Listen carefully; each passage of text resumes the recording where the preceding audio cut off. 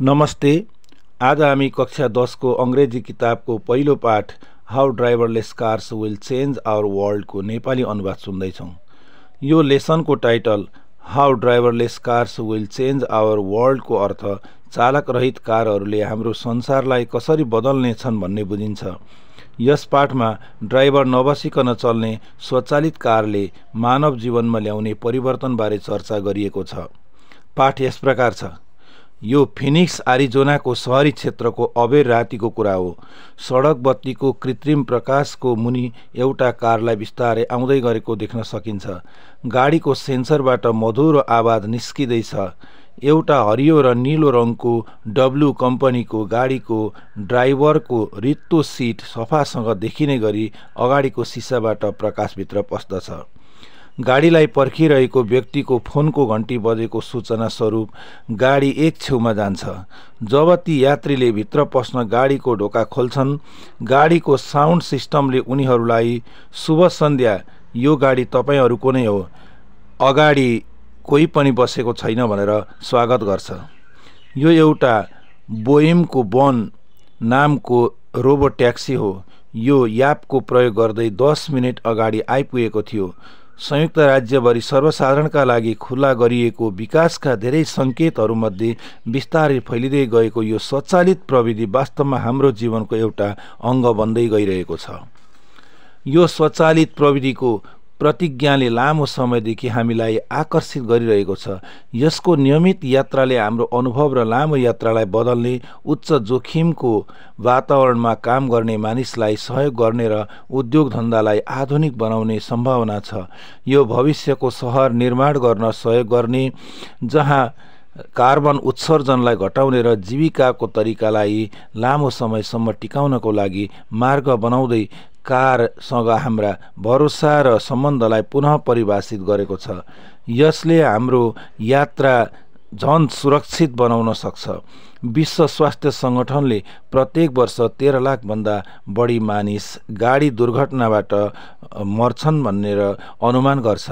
संयुक्त अधिराज्य यातायात अनुसन्धान प्रयोगशाला TRL संस्थाका स्वचालित यातायात सेवाका प्रमुख क्यामिला फाउलर भन्छन्, हामी अझ सुरक्षित सडकहरू र न्यून मात्रामा एक्सिडेन्ट चाहन्छौँ। तर ड्राइभर बिनाको प्रविधि मुख्य धार बन्नका लागि अझै धेरै परिवर्तन हुन आवश्यक छ।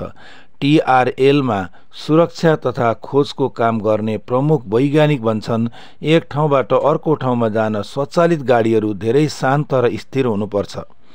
उदाहरणको लागि, यसले मानव चालकहरूको गति अथवा रोडको नियम तोड्ने कुरालाई समाधान गर्न सक्षम भएको छ।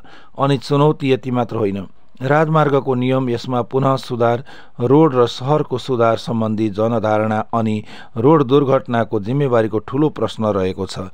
संयुक्त अधिराज्य र युरोपभरिका अनेकौं ठाउँमा कार र गाडी वितरण गर्ने कार्यमा आफ्नो प्रविधि वितरण गर्ने अक्सफोर्डसायरमा आधारित स्वचालित गाडीको सफ्टवेयर बनाउने व्यावसायिक कम्पनीका उपाध्यक्ष भन्छन्, उनीहरू कसरी मानिसहरूलाई जिम्मेवारी बनाउन र गाडीबाट शुल्क असुल्न काम गर्दैछन् भन्ने कुरा बिमा उद्योगले हेरिरहेको छ। प्रमुख दृष्टि विशेषज्ञहरू पुरै स्वचालित गाडीहरू उद्योगभित्र विस्तृत यातायात सञ्जाल र कारको व्यक्तिगत प्रयोग दुवैमा प्रभावकारी रूपले संसारभरि प्रयोग गर्ने बनाउनका लागि काम गरिरहेका छन्। यस्ता अवरोधहरू रहेको अवस्थामा पनि आगामी 10 वर्षले स्वचालित साधनहरूका लागि वास्तवमा के ल्याउनेछ त? अबका 2 वर्षमा स्वचालित प्रविधि उद्योगमा सबभन्दा ठूलो समस्या भनेको कारलाई कसरी जटिल र पूर्वानुमान गर्न नसकिने मानव वातावरणमा सुरक्षित र प्रभावकारी ढङ्गले चलाउन सकिन्छ भन्ने हो। यो जटिल समस्याको समाधानको बाटो खोज्नु नै आगामी 2 वर्षको मुख्य प्राथमिकता हुनेछ। मिशिगन विश्वविद्यालयको MCT टेस्ट फेसिलिटीमा विशेषज्ञहरूले यसलाई सम्बोधन गरिरहेका छन्। यो स्वचालित गाडीको लागि विश्वको पहिलो उद्देश्य निर्मित परीक्षण भूमि हो। यो सानो सहर जस्तो सडक र यातायात आधारशिलाको 16 एकड जमिनमा बनेको छ। यसले सुरुङ मार्ग, भवन, अगाडिका भागहरू, रुख झाडीहरू, घर, गाडी वितरण परीक्षण अनलाइन सवारी सेवाको लागि राखिएको बाहिरी ग्यारेज, सडक, पैदल यात्रीको बाटो, रेलको लिक अनि गाडीलाई दिशा निर्देशन गर्ने सडकका सङ्केतहरू समावेश गर्छ।